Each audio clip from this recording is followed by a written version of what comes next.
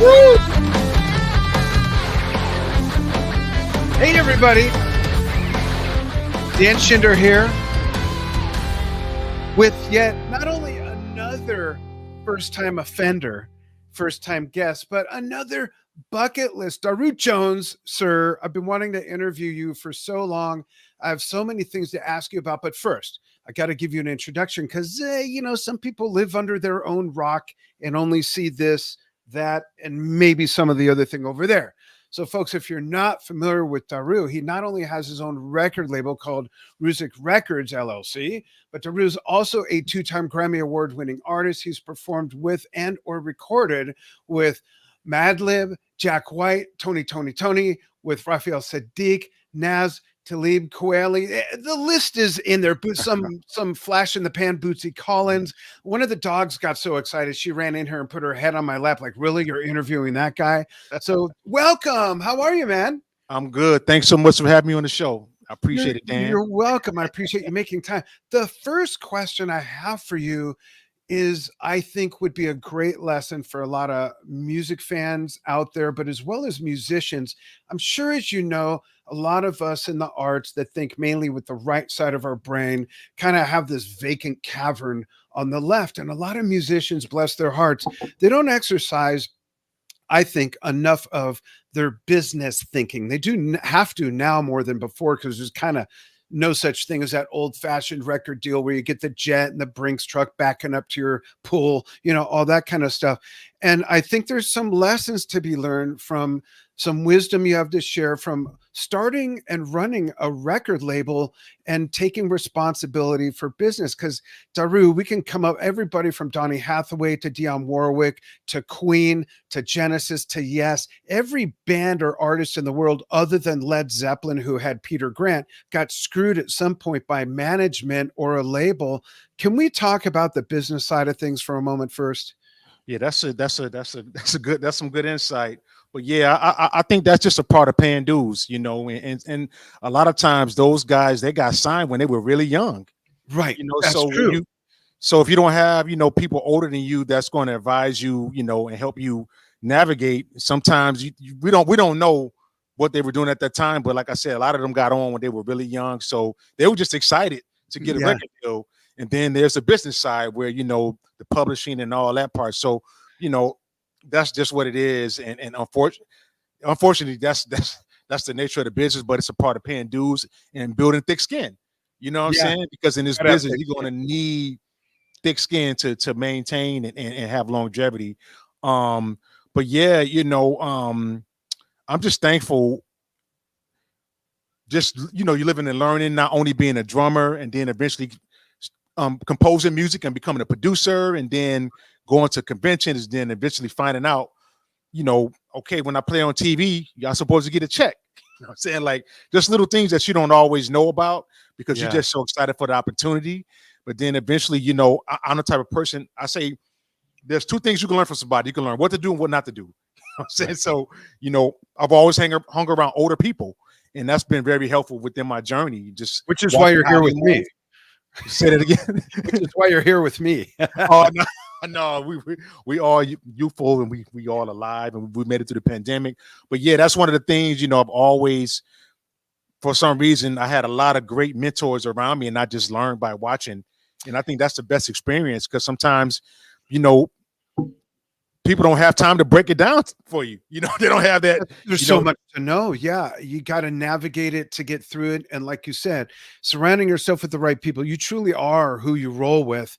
And back in the days when we were talking about Donny Hathaway, Dionne Warwick, Queen, Led Zeppelin, all that, they didn't come from musical families who had been through it already. Like my wife, who you met briefly, she was a nurse. Her mom was a nurse. So she had a heads up to some degree of what to expect. A lot of young, big artists that we know of that grew up to be landmark, iconic artists, Michael Jackson, they didn't have that direction. I mean, they had Joe Jackson, but there's so much to be said to be sure you surround yourself with the right people and watch for red flags, right? Yes. Yeah. It's tricky, but again, I think, and it's no diss. I know we're in a different climates. We're the internet age where you be an overnight success by doing something goofy or something, So it's just different. But Yeah. back in the days, we had to pay physical dues. We had to meet the next person to get to the next person. So Right. Networking. I come from that era, and I think it just really made me and it forced me to be able to think. Yeah. And I don't take. I'm glad that I came up in that way. That way, you get used to getting rejected. Right. Nowadays, they're not used to being rejected. They're used to people just telling them that they're good, and and then when they had a concert and something go wrong, they're ready to quit. Yeah. The disillusion factor, right? Yeah. So I just to each his own. It's no diss, but I'm just glad I came up when I did. So I just been able to bump my head and learn. And then you you have people that are mentors and they take our time between they school you. And I always would recommend when there's anytime they have seminars or like the NAMM convention, which is a trade show. Yep. Attend those because you're going to meet and greet. Like that's to me that still works these days. It's like that. You bring up a great point. Attend the NAMM show, but not to pose as a big star for a day in your spandex and your cleavage showing or whatever. Go there with your business hat on. And like Daru said, you got to network with people, shake some hands, ask. Don't be afraid to ask questions. I think in general, Daru, people with that wisdom and the track record, if they get asked questions about, hey, how can I XYZ with my career? They're always happy to share that. Don't go there just to look at everybody and get autographs or make it look like you're a big star if you're not. Go there and learn. Just add on to what you said, not to cut you off. Don't go there with the mentality of I'm trying to get on. I'm trying to get an endorsement, right? Because it's a gazillion people trying to do the same thing. Yeah, and they're going to want to know, well, what do you bring to the table? Why should you endorse our product, and what do we get out of it? They want to know, what are you bringing to the table? Yeah, and it's not even that. What I've learned and what's been helpful to me is just to have the opposite mentality. Just them seeing my face. The more they see your face, if you go to the shows, they be like, oh, I remember you. You built that relationship, just like building a friendship. When people see you, then you never know, they may have a new product that they want to try to get people to test out. So if you are a familiar face, they're gonna be like, hey, I got this product. You think you can try it out? And that's how you build those relationships. And I always tell people, relationships are the most important thing on all levels. Whether it's relationship where it's spouse or whatever situation is, relationships are really important. And that's the narrative. Building that. Once you build those relationships with the companies, even if they have bad intentions, they're gonna think twice because they was like, man, this is a good dude. I don't want to have to go to bed at night and this bother me like I did this person wrong. So I think that's what the narrative is. A lot of people, they don't have those relationships. So that's why those companies, they don't have no issue with pulling a slick one on you because it's like they don't see you. But if you have that relationship and they got to see you every day, they're gonna think twice before they go to at the end of the night. Their conscience is going to kick in. So that's what I've learned is just awesome. Yeah, taking that wisdom, folks. That's so important. Yeah. So that's what I learned, and not going just trying to get something because, like I said, it's a gazillion people trying to do the same thing. Just be cool and be relaxed. It's the same thing when you trying to talk, interested in talking to somebody on a relationship level. The best thing to do is just chill. Because if you're aggressive, you may run people away. So if you just chill in the cut, when it's time for you to speak. But then when it's not, if read the room. That's what I learned. Read the room. If it's not, the room is not rowdy, then just wait to be called on. Yeah, so you won't be embarrassed. I love it. Don't embarrass yourself. Yeah, absolutely. Thanks for sharing all that wisdom. Let's switch to drumming, and before we get to 21 questions, I want to show everybody a couple clips, and then we'll talk drums and gear. Check this out, folks. Here's the first one.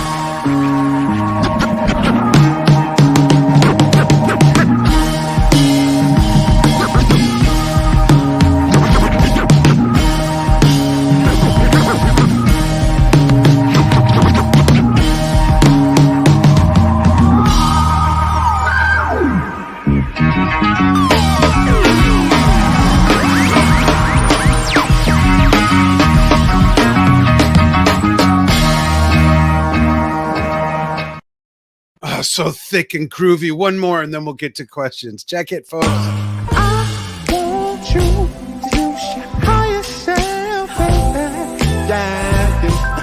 Quit listening to the people on the street. So think about it before you try to be about it. Think twice without it, then you can live without it. I said you bring it with fire, yeah, yeah.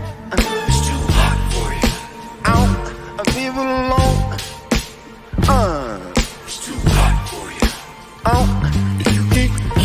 Oh, change your mind. You gon' hate yourself, Lord knows. You gon' find yourself so deep down low. You can't see the way I'm so. Stay off the streets. I hate you. Stay off the streets. Yeah, I need you. See what you mean. Hey, I want you to use your higher self. Man, that, I gotta tell you, that takes me back to being a kid growing up in the 60s when music that cool was everywhere, man. Wow. And it's just so different now. I grew up in LA, a lot of AM radio. I love telling this story. Back in my day, radio wasn't segregated by genre nearly like it is now. You would hear something like Sly and the Family Stone, and then Tom Jones, then Led Zeppelin, then Barbra Streisand, and then Kool and the Gang. And then, I mean, it was so different where all of that was on one channel. So as a little kid with headphones on, playing to whatever came on the radio, I didn't know I was playing to R&B, soul, rock, pop. It was just music at that time. But that particular piece takes me all the way back there. It's so old school with Mr. Knox there on bass and vocals. Really cool stuff, man. Thank you. Thank you. Yeah. Now, I know a lot of people watching, Daru, especially if they're drummers, they're saying, what the fark is with that setup and the drums tilted away? For those who don't know, can you tell the story about your setup? It obviously works for you, and it's one of the things I love about being a drummer. If you play guitar, saxophone, flute, piano, the keys, the valves, the strings are typically always going to be in the same place. But with a drum set, whether it's a 3-piece or a 13-piece, we just kind of do what we want and everything's different. But once in a while, we come across something that makes us go, what's going on over there? So there you go. Tell us what's going on. Thank you so much. I appreciate the props, Dan. Before I proceed forward, I want to give a big shout out to the Cardboard Session. Shout out to Dave M. Lee, and Mark, the Ernest team, and also Heidi, everybody that was involved. Also the legendary Dweezil Zappa, who engineered, and we recorded those songs at his studio. Awesome. In Van Nuys? Big shout out to your favorite DJs, DJ J Rock, who was pictured on one of my collaborators on the first video, and also my brother Mark Knox, talented individual. But yeah, so we're talking about the setup. So long but short story, I started doing that configuration in the mid 2000s. And I just was trying to find an identity. I remember I knew as a young teenager that I wanted to be a genre bending drummer. I started in church, like both of my parents are musicians, so I started playing at 4 years old at church. And the church that I grew up in, it was all, it was no secular music. It was like a no-no. But I just remembered when I finally got exposed to the other genres, which I snuck. I had older mentors that put me onto it. I was like, man, I remember getting introduced to Steve Gadd on a Buddy Rich Memorial video. I hadn't met him in person, which I'm hopefully to meet him one day. He's one of my big heroes. But seeing Steve Gadd and Vinny, I just remember seeing those guys in various situations killing it. And I was like, man, I want to do that. I feel like my mission on this earth, with the creator above God, that my gifts are going to be bigger than gospel music.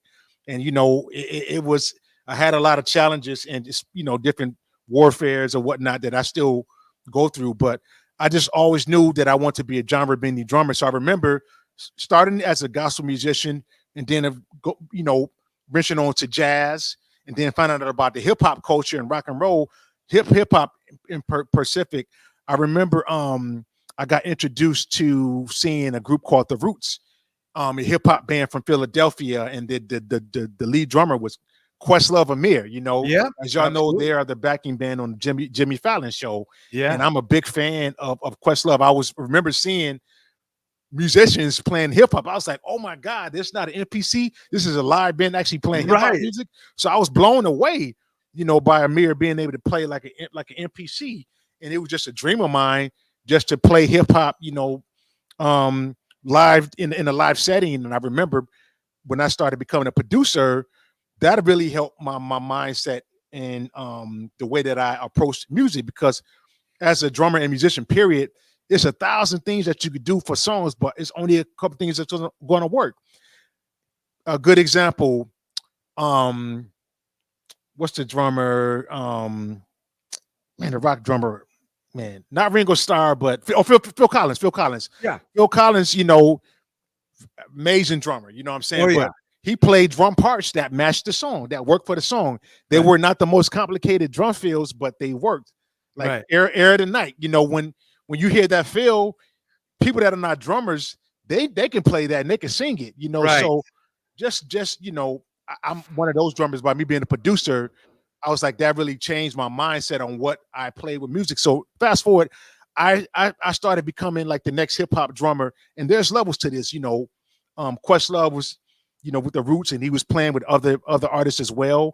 And I remember in the mid 2000s, not saying I was the only one, there are other drummers that play hip hop, but like I said, there's levels to this. There's the upper echelon, and there's, you know, so I started working with some of the same artists that they would be around, like Talib Kweli, artist that I worked with, and he was a part of the Soul Aquarians, which was this collective with, you know, the Roots, Jay Dilla and Bilal, D'Angelo, and I started with some of those same artists. So I remember when I started playing hip hop, those artists, they wanted to tour in Europe doing festivals, and to play the festivals, you had to have a live band. So by me working with Talib Kweli, I was also working with a group out of Detroit, Michigan named Slum Village, who Jay Dilla, rest in peace, was a producer.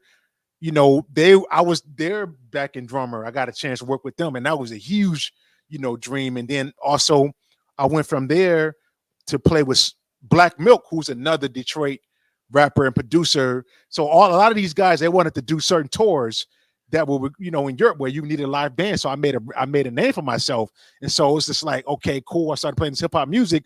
But at first, you know, coming from playing jazz and gospel, I was using the basic configuration was a 5-piece, the Wecco, you know, it was a Pacific configuration that was the standard.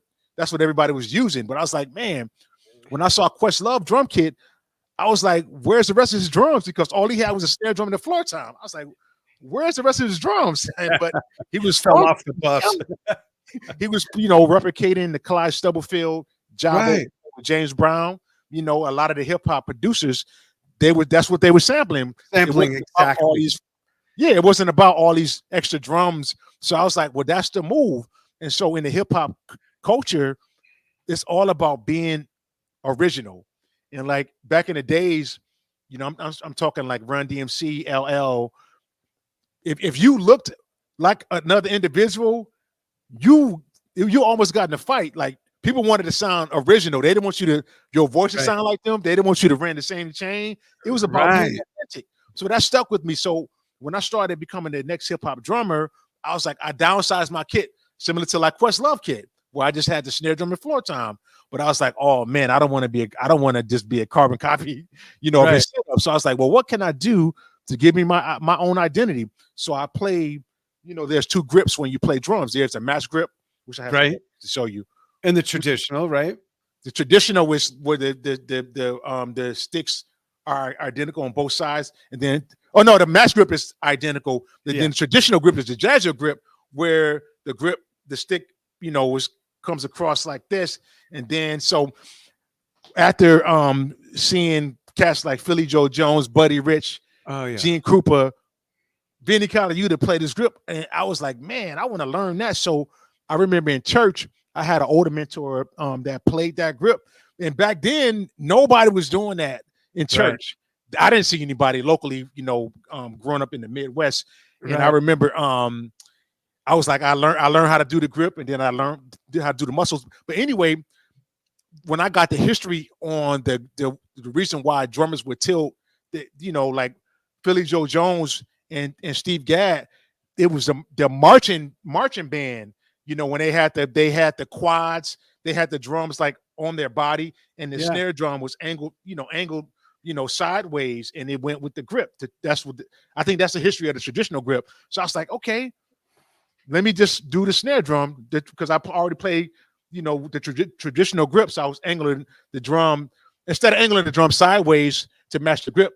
I was like, let me just slope it down so it looked like a hill and forward the audience, and I could see how that grip would work. And it also came from my sticks over there, but I forgot the name of it. It's not this drum, but there's a West African drum where they held it like traditional grip, but played it vertically like that with their hand on the other one. And then that was adapted to, like you said, slung over their shoulder. So the only way you couldn't go like that.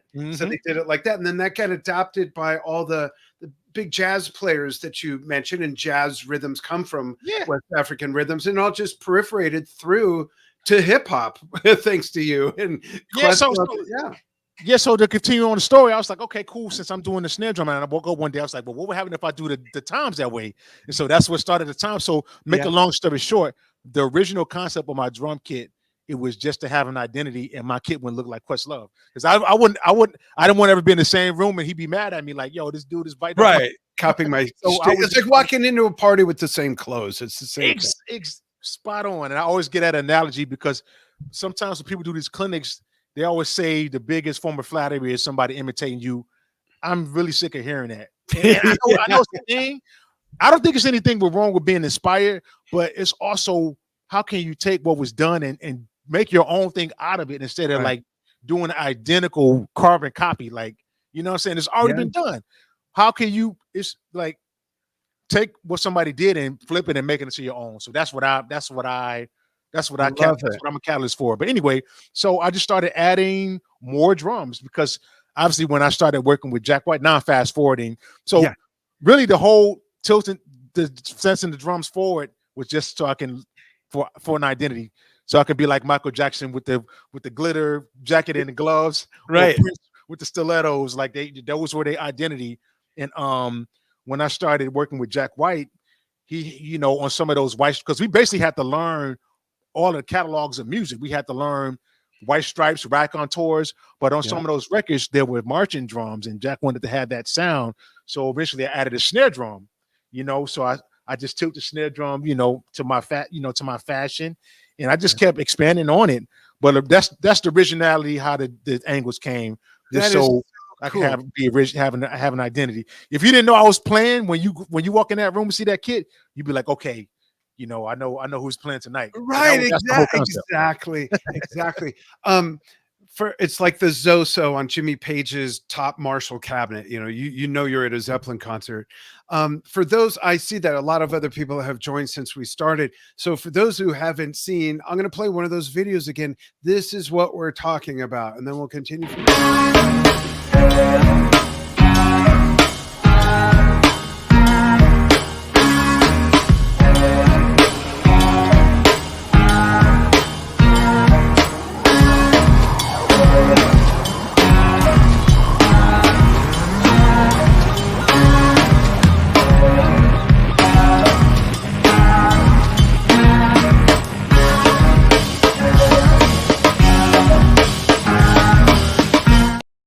It's just too cool. And you point out something else. When hip hop started to really blow up, we're talking late 70s, early 80s, and that whole carve your own identity, that's what blew up so many other things in the fashion world, from the chains to the fabric, but the whole sneaker culture was born out of that. And a lot of people think it just came from sports, but it was all part of that hip hop identity. You mentioned Run DMC. They might have been one of the first earliest ones. And, thank goodness MTV came along, and there they were, larger than life. And no one had done that, but it made other people say, okay, what's my thing going to be? And which is great. That's the way new stuff is born. That's perfect that you said that. And that's a part of my whole style. What I do is definitely tribute to the things like what you said, hip hop culture with the fashion. Because when I got exposed, like I said earlier, I grew up Pentecostal, super strict, religious background. But when I started finding out about hip hop, what caught my eye was the fashion, the Kangos, which I've been able to be a Kango ambassador for over 10 years. Shout out to Kango and Paul and the whole community.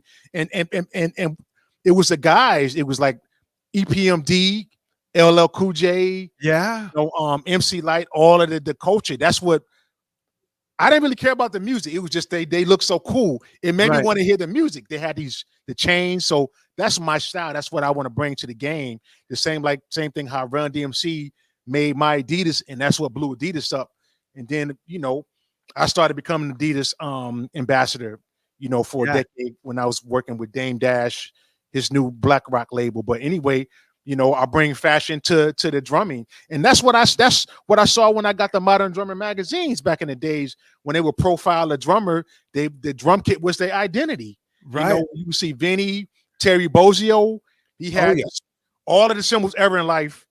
You know what I'm saying? Yeah, the whole chromatic scale on drums and everything. Yeah, that was his identity. Just like the clothes you put on, and that's what I saw when I came up. So that's the tradition that I want to put out there, because it's it's enough. It's enough. We don't all have to be doing the same thing, and we all can be inspired, because like I always tell people, when you're kids, you do things what kids do. If they like Superman, they want to get a cape like him. But then when you grow up and when you mature, when you come into your own manhood, you start paying your own bills, then you got to go inside and find out what your specialty is and what your uniqueness. Now, there's nothing wrong with being inspired, but just see how you can take what somebody else done and flip it into your own instead of like doing the exact same thing. Yeah, exactly. Such great words. And it's funny to me. It's aggravating and funny, but I'll say more funny to me how critical sometimes drummers are about setups. Like, he's not holding the sticks right. Why don't those have bottom toms? What's with the hair? That's not like Flavor Flav talk about weaving and fashion.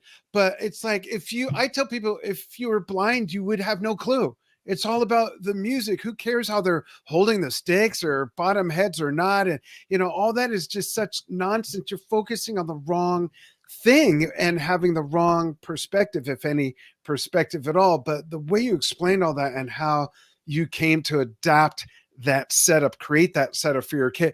And no one's done that. No one did it before. No one's done it. And it sounds amazing. You don't have to look at it to know what's going on. But when you look at it, like you said, you walk into a room, Daru Jones is going to knock over some tables and chairs with that drum. No, thank you for saying it. No, I appreciate it. I'm not taking any credit. God be the glory. And what I have is tidbits from people that inspire me. And I want to credit the rock and roll drummer community. A lot of people that are criticizing, they're not even doing their hiry, because if you go check out all of the rock dudes, they playing with 2 and 3 kick drums, cymbals everywhere, and fire and all of the things, big hair. It's an image that it's been done. Yeah. Look at Kiss since the 70s. Kiss, they were already pushing the envelope. So what's the big deal? Like, if you can promote and understand what they're doing, I know that with the tilts may be a little bit extreme, but besides that, as far as the whole image and the look thing, Cat's been doing it already. Yeah. But it's like the proof is in the pudding. And if you didn't have the groove and everything you had, people would say like, dude, can you just set your drums up like that? You know what I mean? But that's not the case. But you mentioned, inspiration and things like that from other people. When you look at your roster of so many people you've played with, Rag and Bone Man, the amazing Bootsy Collins, so many other great artists, what are a couple nuggets that you picked up along the way working with different people, whether it was in the studio, on stage, or learning a business tidbit on the tour bus? Or what are some things you picked up from certain individuals that you still carry with you through how you operate, whether it's musically or business wise? That's a good question. I would say respect. Oh, nice. And also respecting your elders. Yeah. You know what I'm saying? And realizing that you're hired. Like when you're on a 9 to 5, you have a boss. So it's not when you sign up to do that job, you signing up for service. Same in music. Yeah. It's not about you. It's about being a team player. That's what I learned. It's you have the guy now if he asks you for suggestions, then you give your 2 cents. Or it's just different. Sometimes you brought in to be the co-producer. Just find out what your role is and do it. That's what I've learned. And just it's not about us. It's about being a team player and us making each other sound and look good. Because at the end of the day, even if you dope and you got all your chops up, but if you're not making sure the next person is doing their thing, then the whole thing looks shamble. So it's just about what I've learned is to be about team and community. Community. It's a whole puzzle. Play your part. And it's just being respectful, being on time. Obviously, we're a little behind today, so apologies. We were trying to. Yeah, we had some tech stuff on my end, folks. Sorry about that. But drummers. Yeah. But yeah, just the basics. Just the basics. When you see other people doing things, don't get jealous all the time. Don't even get jealous, period, because we only one person. We can't do all the gigs. So if you're nice and respectable, once your friend that's getting out all these opportunities, he may be like, hey, I can't tour with Sting. Can you? I trust you. So it's just about that. Don't be jealous and envious. And there's a lot of that going around. Everybody's trying to outdo each other, and it ain't. It's enough for us all. It's enough for us all. And if you had a build the right relationships, and people think it's all about skills, that's the last thing. It used to be about that back in the days. You have to be good to work with, no matter how good a player you are. Yeah, that's it. Back in the days, it was about skills, but if you don't happen to have skills, that's a plus. Yeah, people have to want to be in the room with you. Whether it's the control room, the playing room, the dressing room, on the bus, whatever. You got to get along with people and tolerate and be tolerable. That's it. Yeah, that's it. Relationships and being present in a moment and just being good energy, good vibes. Like that's what we're looking for, because when we go outside of our work zone and place, we're dealing with all types of spiritual warfare and all of the things ever, And so when we in that workspace, that's like church. You know what I'm saying? Yeah. We have an opportunity, just like when you go to jam sessions and you going on stage with a whole new musicians that you don't know. You got to figure out how you can lock in, because if you don't, you're going to look like the weak link, and nobody wants to look like the weak link. Yeah, the opportunity to impress doesn't mean to show off everything you can do. You want to fit in, lock in, and do the job, and that's the easiest way to make the quickest, best impression. Yeah, one of the things that I learned too, just learn how to adapt to your environment. That's it. Yeah, and even in that, it might not even require you to play or pick up a stick. You might just be there, just to be the ambience, or just to be the water boy, or whatever the case may be. But just learn how to adapt into the situation and soak up everything going on around you. Yeah. Hey, are you working on anything that you can talk about? Yeah. So even before I go into that, I just want to shout out and give thanks to some of the records that I played on this year. Sure. The legendary Bernie Norrell, he's played with Parliament Funkadelic. Yeah. Unfortunately, he passed away, but I had the opportunity to play on his new album. Amazing. Yeah. I can't remember the track, but it features one of my good friends. I'm having a brain Eric McFadden.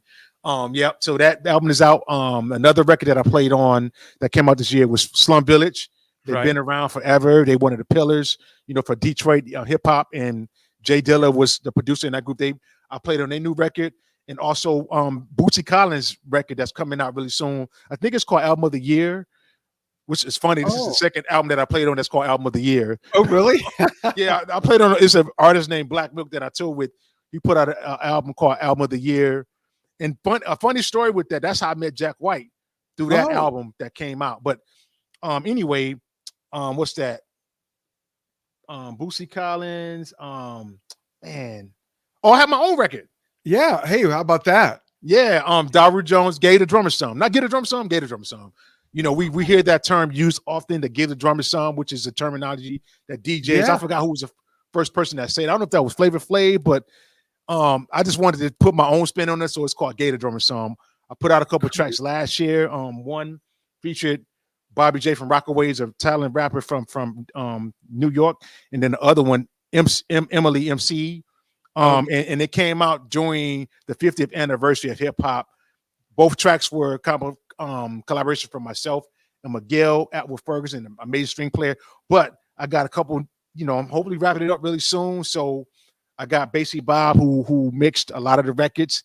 It's gonna be like compilation. So stay tuned for that. I can't give out any, but stay tuned. Hopefully that comes soon. Great. Let us know so we can talk about it when it does come out. Yeah, some other stuff that came. Oh, I'm on the new Jack White album. I know people, they've been trying to figure out who played on every release because really?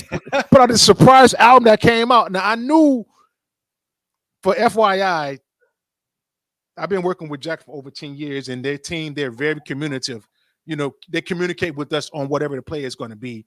I'm unfortunately not doing a tour, but Patrick, who's an amazing drummer that played with Jack White with the Dead Weather. Was it Dead Weather or Raconteurs?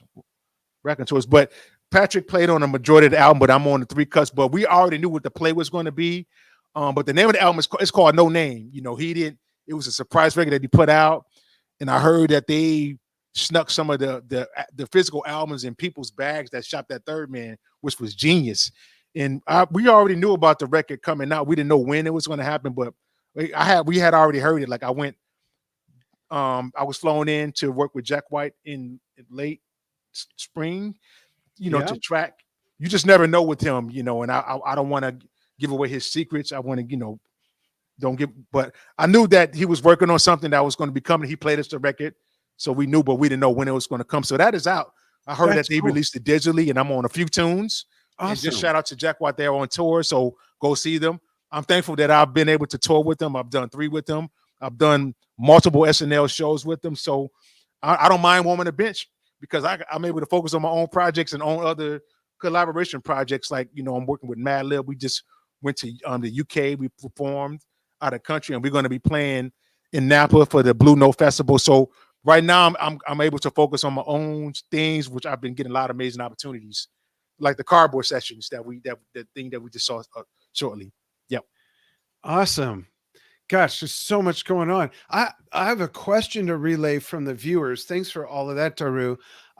Tyler Shep Music is watching us live on YouTube, and the comment's a little slow to show up, but he's asking if you can react to, and I believe he means comment on, the drummer Matt Gartzka. Are you familiar with Animals Without Leaders, the band that he's in, that Matt's in? I'm not. I had to hear the music. Yeah, look them up. They're quite interesting. There's a lot of, I know there's a few different ways to describe everything, but their music is kind of like not math metal, but it's there's a lot of really interesting polyrhythms and things like that going on. I as well would be interested to hear what you think of a band like that and the musicality of Matt. He's a great drummer who does a lot of polyrhythmic stuff, but also keeps it groovy. Doesn't sound robotic, if you know what I mean. It's pretty neat stuff. Yeah. No, I like it. And I like what you said earlier when you spoke about the a time when soul music came out. It was just like, you listen to everything. It wasn't about the genre. And that's how I was, with drumming. Like when I got exposed to like the jazz drummers, all the music that was coming out, I was not biased. And that's the advice that I can give to people out there. It's cool if you like rock and roll or Pacific genres, but step outside, because we came up at a time where everything was just good. It didn't matter the genre. So don't be closed-minded. And same with drummers. Like when I got exposed to Jack D. Jeanette and just the different drummers, and Terry Bozzio, I checked it out. I embraced it. And I got what I could. I took what I could from them. Billy Cobham, added it to my own and put my own spin on it. But I didn't shut it down because it wasn't gospel. Like I was like, yo, feed me. So I'm going to check out. I'm going to check out this project that you're telling me about. Awesome. Yeah, Steve will email it to you. And it's it's all about putting more tools in your toolbox, widening your horizons. And for those who are into more contemporary artists or even classic rock artists, it's always important to learn who their heroes were. And then you learn where what they're doing kind of came from, just like people are learning that from you right now, which I think is so important. So important. Man, big shout out to Zigaboo from the Meters. Oh, yeah, absolutely. Yeah. Zigaboo, Clyde Stubblefield, who I had the opportunity to be friends with him before he passed away. We actually did a double drumming thing. Yeah.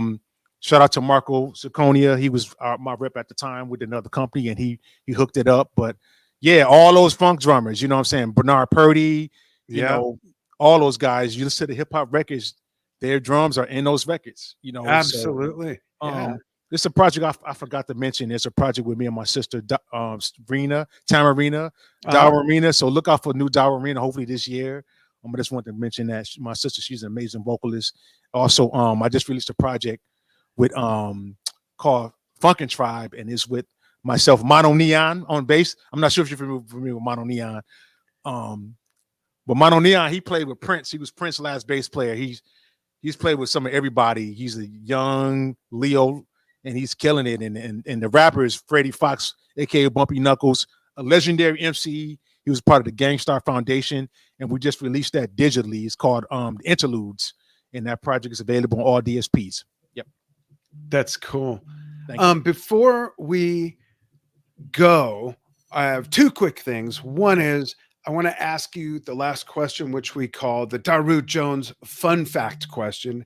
Then I want to play a little bit more of that second track again for those who joined us late, didn't see it, and then we'll say goodbye. So the Daru fun fact segment is all about me asking you, when you're not producing, recording, composing, arranging, musical directing, or playing drums, what do you like to do in the sliver of time completely away from music? How do you like to spend your time?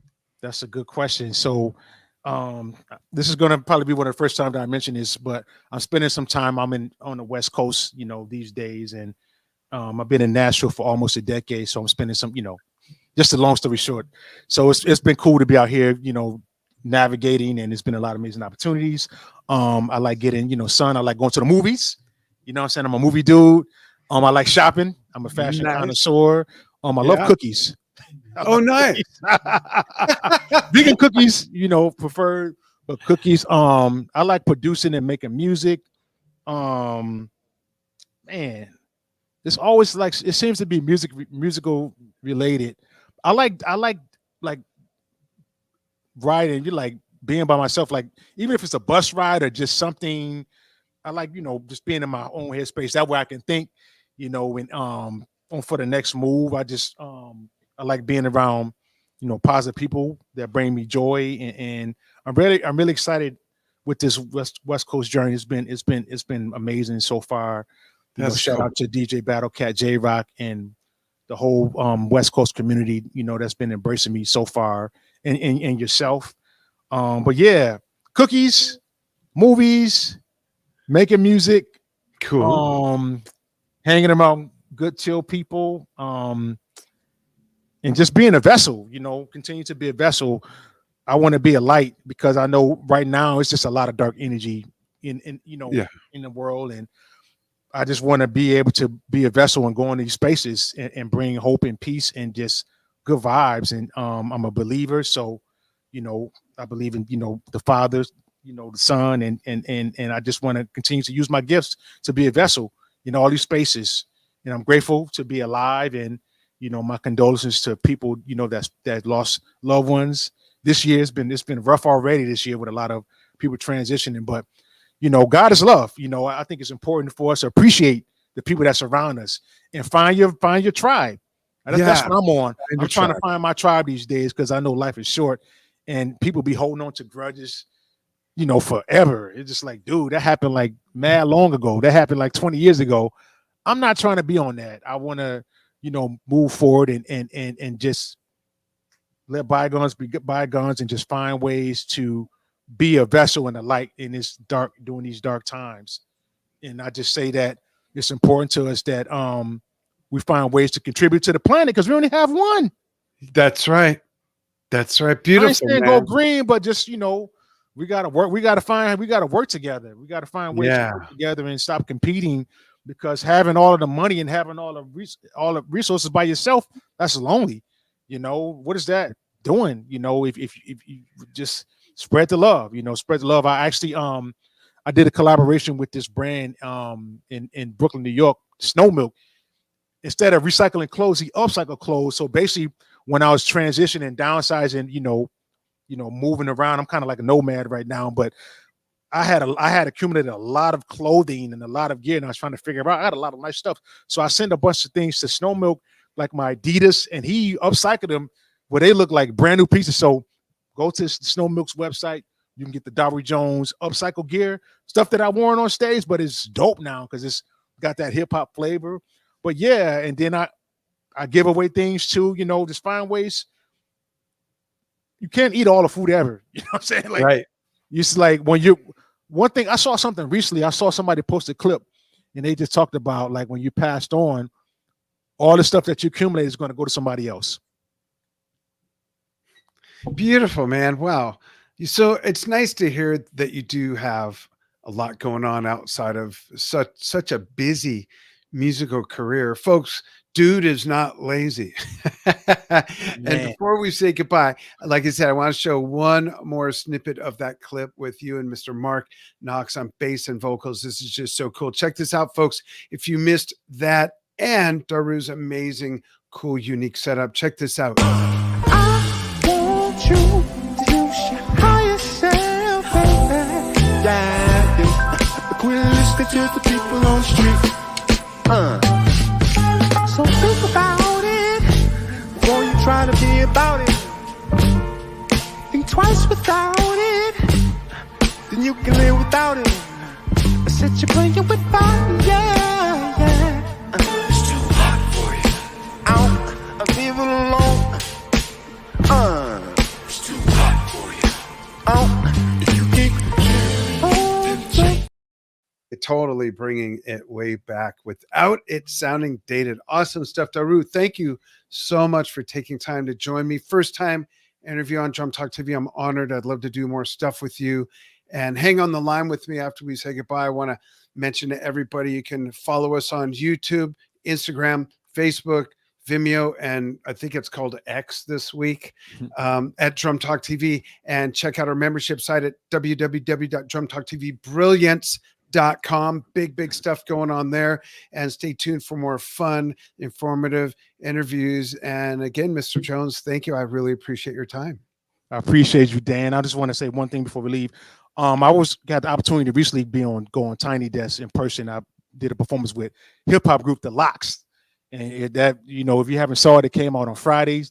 It's with the legendary group The Locks, and my shout out to Cartoons and Kiefer and everybody, and Tech. Everybody involved. That was an amazing experience, and I think it went viral. Also, I want to give a shout out to my brand manager, Dion Lucas. He's been very helpful with my career.